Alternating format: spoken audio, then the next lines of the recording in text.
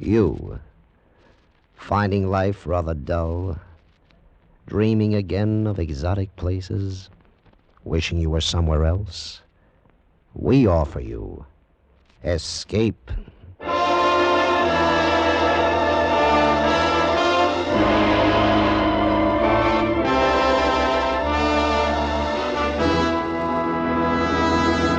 Escape with us now to Mexico City and the story of a man caught up in a terrifying web of murderous intrigue, as Patrick Quentin tells it in his exciting story, The Follower.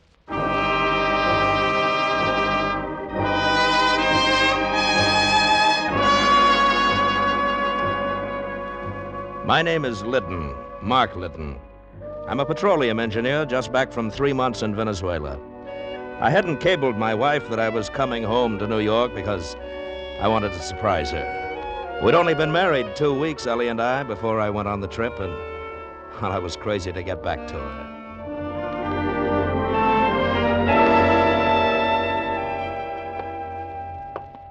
Three long, empty months. And now, in a matter of seconds, we'll be together again.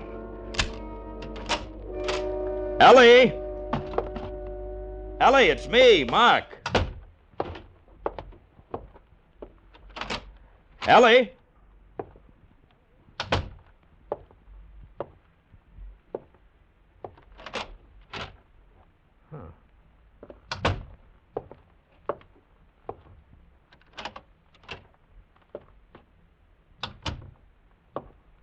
Ellie, are you here? Oh, let's cut out the comedy. Hey, who are you? What's the matter? What's wrong with you, anyway? Corey. Good Lord. It was the guy Ellie had thrown over to marry me, Corey Lathrop. And he was dead. I saw the 2 bullet holes in his chest. Turned sick. He'd been dead quite a while, maybe a day or 2, and he didn't look much like the socialite man about the clubs, member of the State Parole Board Society lawyer. He just looked dead.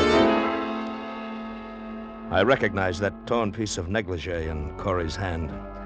I ought to. I'd seen it often enough. Oh, Nellie. First thing to do was locate her fast. No. No, not the police. Not yet. Not without knowing what it's all about. Who else, then? Certainly not her society friends. They wouldn't tell me if they knew. I was an outsider, big prospects, but no money, the dark horse who'd rushed Ellie off her feet. No chance there. Maybe some of her other friends, though, she'd messed around with just for thrills because she was rich and bored. Maybe the gambler, Victor DeTorio. Yeah, that was it. If anybody knew what had happened to Ellie, Victor would be the guy.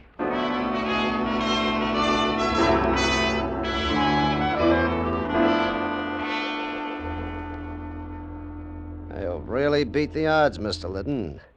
Very few people I'd let come back here to my private office. Oh, thanks, Victor. Of course, you're different, though. You're married to little Ellie. I'd do anything for Ellie. How is she, by the way? Well, I was hoping maybe you'd know. Oh?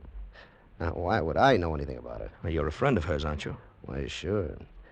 I knew Ellie long before she met you. She's a great little kid. Too much money for her own good, but still... You know where she is, Victor? No, I don't. But she wasn't here a couple of nights ago. Saw her at one of the roulette tables. Ellie sure has a weakness for roulette. Yeah.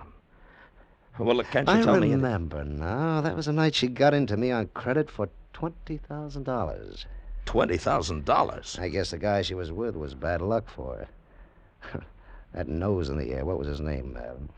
Lathrop? Corey Lathrop. Lathrop? Yeah, somebody ought to smash that guy. He's just too good to live. Yeah. Yeah. Look, Victor, about that money Ellie lost... Oh, don't worry your head about it, Mr. Lytton. Ellie's a friend of mine. She'll pay when she gets the dough. These little cafe cookies understand gambling, how it works and all. They always pay off.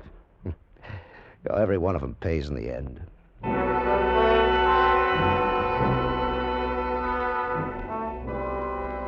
Back at the apartment again, I sat in the den, smoking one cigarette after another.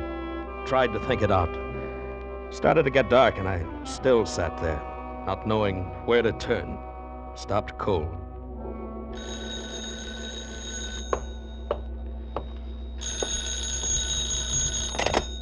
Hello? May I speak to Mrs. Ledon, please? Well, she isn't here right now. May I take a message? I'm Mr. Liddon. Oh, well, this is Franchot's Originals, Mr. Ledon. We have those 2 new suits ready to send out, and I find a note here with him. It is a request to forward the suits by air mail to Hotel Granada, Mexico City. Mexico City? Oui. Mrs. Ledon evidently telephoned the message, but I did want to confirm the address. Is that correct, Mr. Ledon? Hotel Granada, Mexico City? Yes, that's right. She flew down there for a few days. Ah, nice. I do hope she enjoys her trip. Well, I'm sure she will. Goodbye. Mexico City. So that's where she'd gone. Well, whatever the game, I was sure of one thing. I was on her side, win, lose, or draw. And that meant following her on the next plane south to Mexico City. From the airport, I phoned the police, told them where they'd find Corey's body, and hung up.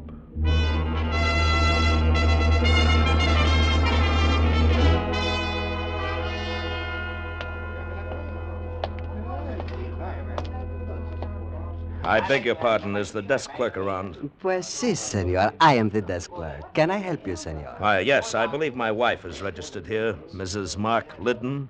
Liddon. That is not a very common name, senor. No, I guess it isn't. Well? That is a very nice jacket you are wearing, senor. Soft and warm like the breath of a senorita. Thank you. It must take many pesos to buy a jacket like that. I really don't remember now, if you'll be kind enough to... It must be very nice to have many pesos. Look, what are you after, a tip? Senor! How much? Pues, when a pobrecito has 5 sisters to support and only one very small job, 20 pesos? 10. 15. It is only pesos, senor, not like dollars. All right, here. Gracias. Now we are friends. The senorita is registered in room 522. 522. Okay, thanks. But wait, senor. What? She is not there now. Oh? Well, where is she? The senorita is go to the bullfights, I think. But no matter, senor. You are her husband. You are my very good friend. So I let you wait in her room for only 10 pesos more. Look, if you like golden eggs, don't kill the goose. But, senor, you do not look at things the right way. For only 25 pesos, you now have Oscar for your very good friend.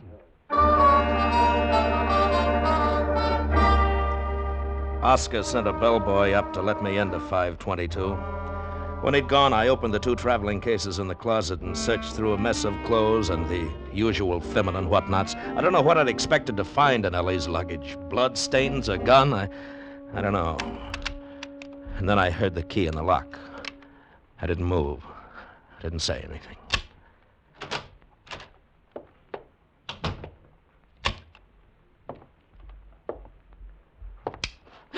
Ellie, baby, who the devil are you? I could ask the same question, and with a lot more reason, too. Will you get out now, or shall I call the manager? Now, look, there must be some mistake here. There certainly is. This is room 522, and my wife's clothes are in those bags You've there. been going through my things? Your things.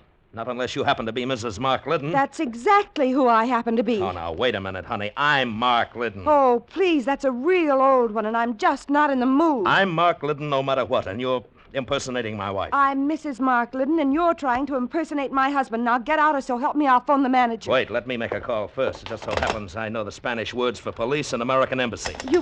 You wouldn't. I wouldn't, huh? Hello? Wait, no, don't. Okay. Now, what's the game? Where's Ellie? I don't know, Mr. Liddon. I've never met your wife. I was desperate, that's all, and when the chance came along, I took it. What chance? What were you desperate about? Well, I'd come down here for a week and got stuck. I didn't know you needed papers to get back across the border, proof of citizenship, I mean. You see, I've lived in New York all my life, but I was born in Czechoslovakia. Go on. Well, I was broke, too. I didn't know what to do. That's when I ran into this bartender, George, and he fixed everything up. Fixed it up how? Well, he said this Mrs. Liddon, your wife, had just got in from the States and wanted to disappear for a few days. She was looking for somebody to take her place here at the hotel, so George arranged the whole thing. Brought me here, gave me her tourist card. That's all I know about it. What were you supposed to get out of the deal? Just the tourist card. I could use it to cross the border. Mrs. Liddon was going to say later she'd lost it and get a new one. Anyway, that's what George said. George, huh? Where does this George work? Well, it's one of the American bars. He's off duty now, though. Where can I find him? Well, sometimes he hangs around the Salon de Lisboa. It's a cantina over near the plaza. Look, if this is all the truth, how come nobody here at the hotel noticed the switch when you took my wife's place? Well, she checked in during the night and stayed out of sight. No one's seen her but the night clerk. Oscar, I think his name is. Oscar, huh? That boy really gets around. He's the day man now. Mr. Liddon, what are you going to do with me? I don't know yet. What's your name? Frankie. Okay, come on, Frankie. Let's go find George.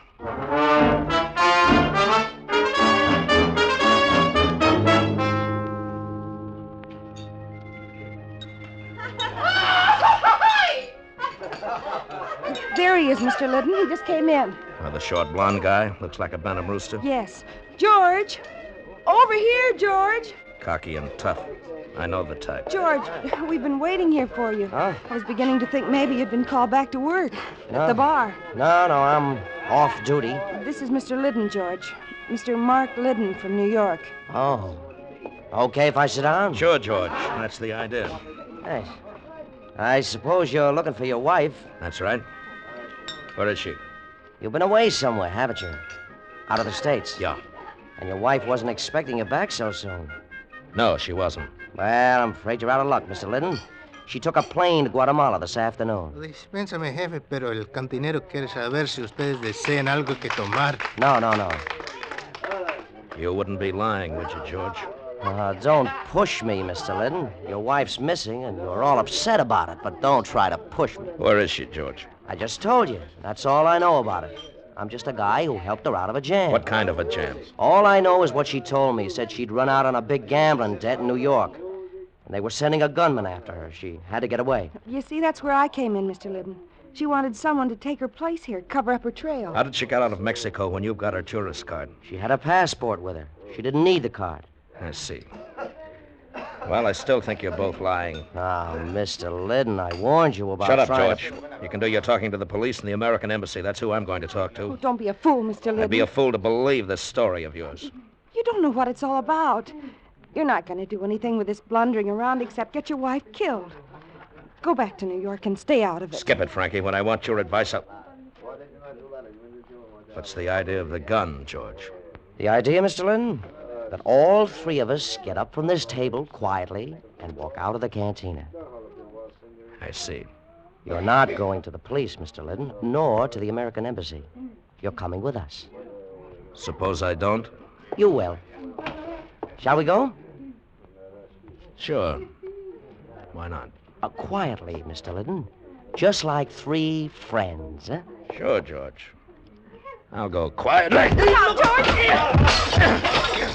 All right, now give me that gun. Give it to me. All right, now get up on your feet. Nice going, Frankie. Come on, George, let's get out of here. Wait. Give me that bottle. He's still conscious. George, you didn't have to hit him again. Shut up, Frankie. We're in it too far to turn soft-hearted now. Come on, let's go.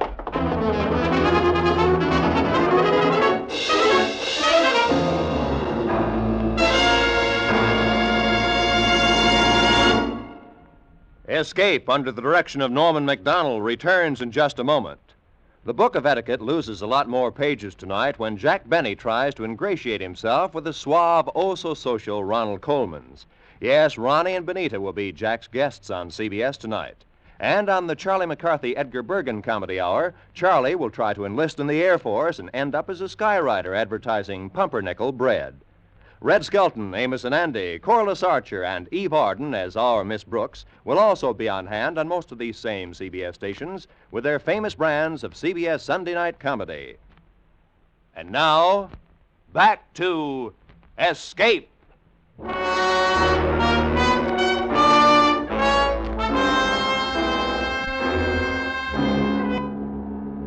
When I came to a half hour later, Frankie and George were gone. The only lead to Ellie I had, gone. And I left the canteen and flagged a taxi. In the whole picture, there was only one man who might be able to help me now. I headed for the Hotel Granada and Oscar.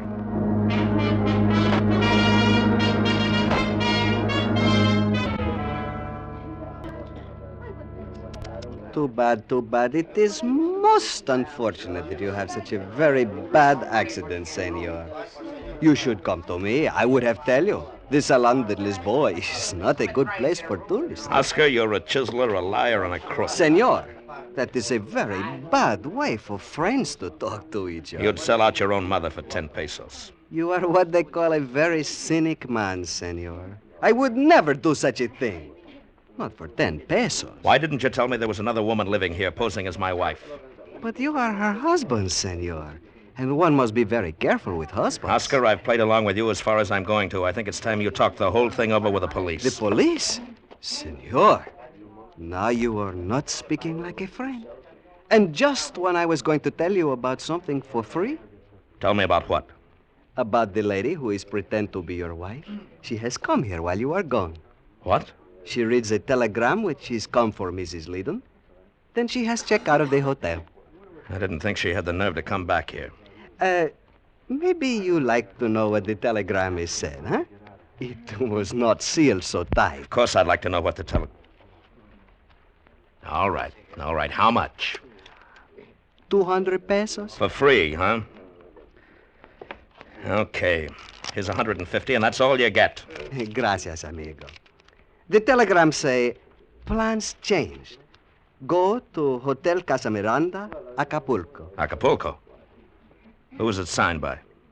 It was only the one name, Victor.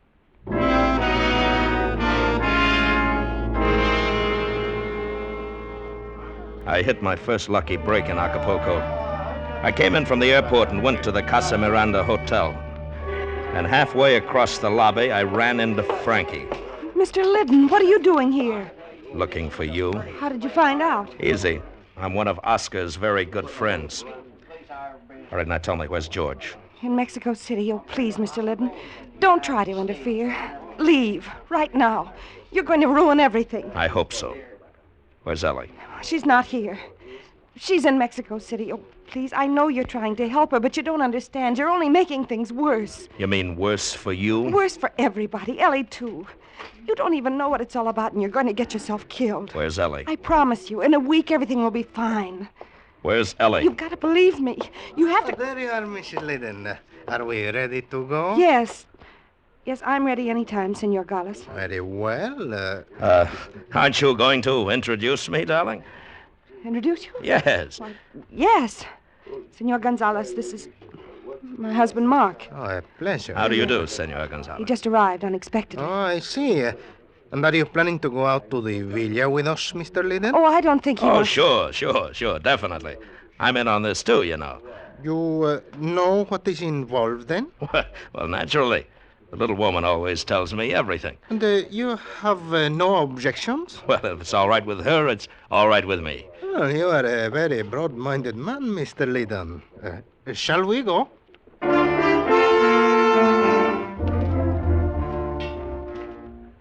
Senor Gonzalez made a brief phone call at the hotel desk, then we got into a black chauffeur-driven limousine, headed out along the shore highway, skirting the sea.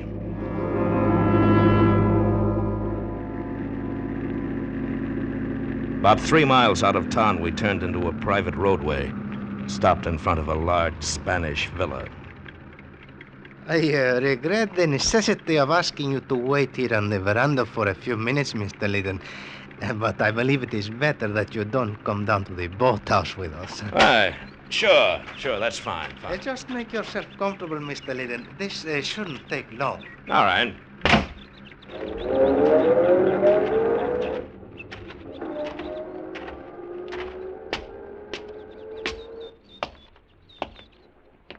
Mark. What? Mark, over here. Ellie. Oh, Ellie, baby. What are you doing here? Mark, Mark, it's wonderful you're here. Oh, darling. But you shouldn't have come. What have they done to you, baby? Nothing, Mark. I'm all right. But you're not, darling. They'll kill you. You've got to get out of here. We'll both get out. We've got time. Frankie and Gonzalez have gone on down to the boathouse. Yes, I know. You know? Yes, Gonzalez phoned from town. They won't do anything to you if you leave right now. Victor promised me. Ellie, what are you talking about? I didn't want you to get mixed up in it, Mark. I wanted it to be all over before you came back from Venezuela. I think you better tell me what this game's all about, Ellie. I had to do it. Victor made me do it. I lost a lot of money at his club, and he said if I didn't, he'd kill me. If you didn't what? Bring a load of dope across the border for him. Dope? That's another one of his rackets, along with gambling. He gets it down here from Gonzalez. So, Victor hasn't been after you. You've been on his side all the time. But then, what if Frankie and George come in? They're both working for the police. They kidnapped me from the hotel, gave me drugs so Frankie could take my place and meet Gonzalez. They planned to get the dope from Gonzalez, deliver it to Victor, and then have the police move in on everybody. I got away, though, and phoned Victor. He came down here. So that's why Frankie was impersonating you. George used to be one of Victor's boys. Then he got sent to prison. He just got out on parole.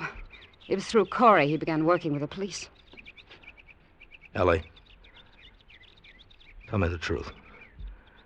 You killed Corey, didn't you? I had to, Mark. He was going to turn me in. He was on the parole board, and George reported to him, so he found out about me. He was going to turn me in. All the time you've been in it up to your neck. It'll be all right, Mark. Victor will fix it. About Corey, I mean. We'll pretend it never happened. Just another thrill, huh, Ellie? Mark. I've been crazy about you, but I guess I haven't known you very well. You know, I thought this fooling around the clubs with Victor and the others was just bored little rich girl stuff. Mark. But it goes a lot deeper than that, doesn't it? But, darling, I had to do this. Don't you understand? What was I, Ellie? Just another thrill? Something different for a while, huh? No, that's why I did it. For us, I mean. Victor was threatening me. He'd have told you all kinds of bad things about me. That's why I had to. Is Victor down at the boathouse? Yes. What are they going to do to Frankie? I don't know. They're going to kill her, aren't they? Why, I suppose. I don't know. What's the difference anyway? Who cares? She doesn't matter. Don't you see that? It's us that counts. That's why I did what I... Mark, where are you going? To get her out of it if I can. That's the least I can do. No, come back. Goodbye, Ellie. Mark, no! No! I ran down the driveway toward the boathouse. I was sick. Sick inside and all over. Sick from seeing Ellie the way she really was for the first time. Dazed with the shock. They looked at me startled when I burst through the door. Frankie, pale but defiant, sitting in a chair against the wall with Victor and Gonzalez bending over her. Well, this is quite a surprise, Mr. Liddon.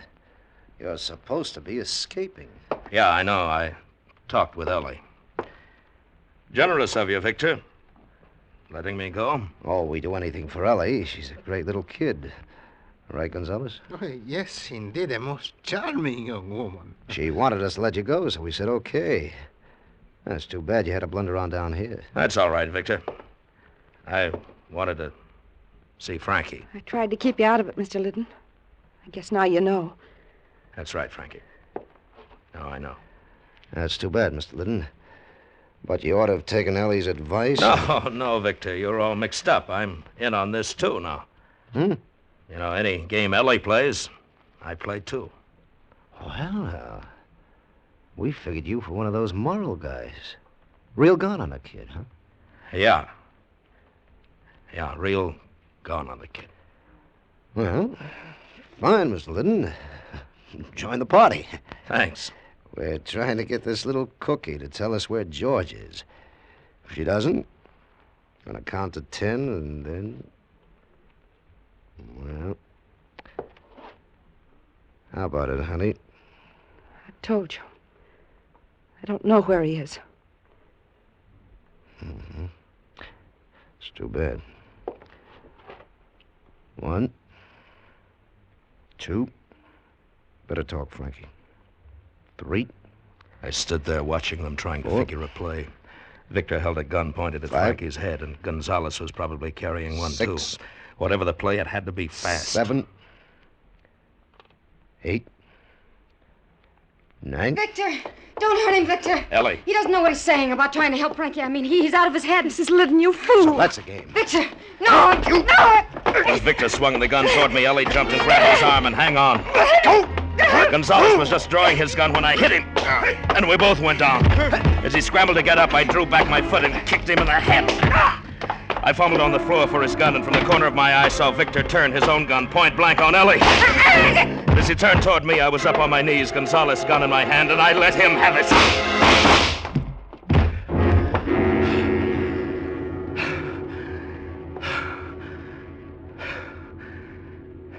Are you all right, Mr. Liddon? Yes, Frankie. I'm all right. Mark.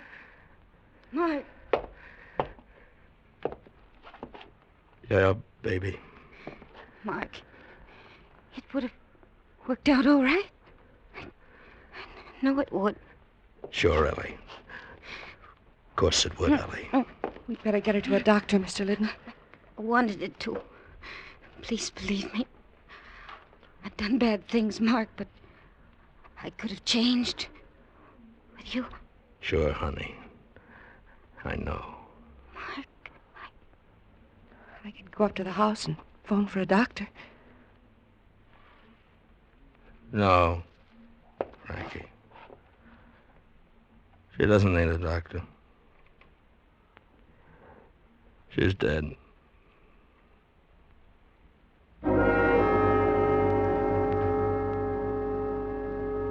Well, that was it. Whatever Ellie was, whatever she'd done, I'd loved her more than anything else in the world. A love like that becomes a part of you. And even when it gets diseased, it has to be cut out. It leaves a deep wound. It takes a long time to heal. If I'd known more about it, I may have acted differently. She might still be alive. I don't know. But as it was, I'd done the only thing I could. I'd followed her. I'd followed her clear to the end.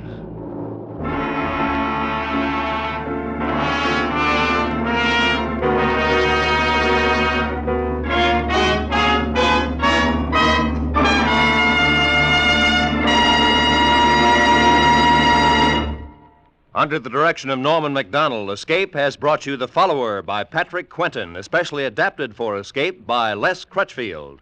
Bill Conrad was starred as Mark Liddon. Featured in the cast were Georgia Ellis, Harry Bartell, Virginia Gregg, Lou Krugman, Sidney Miller, and Don Diamond. The special music for Escape was composed and conducted by Del Castillo.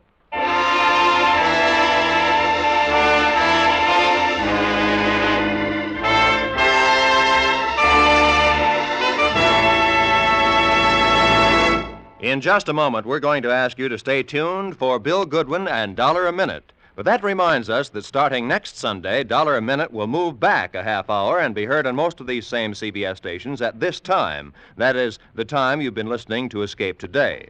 The new addition to the CBS Sunday afternoon lineup next Sunday will be Rate Your Mate, the comedy quiz starring Joey Adams. So now, stay tuned for Bill Goodwin and Dollar a Minute, which follows immediately on most of these same CBS stations today and will be heard a half hour earlier next Sunday. This is Roy Rowan speaking.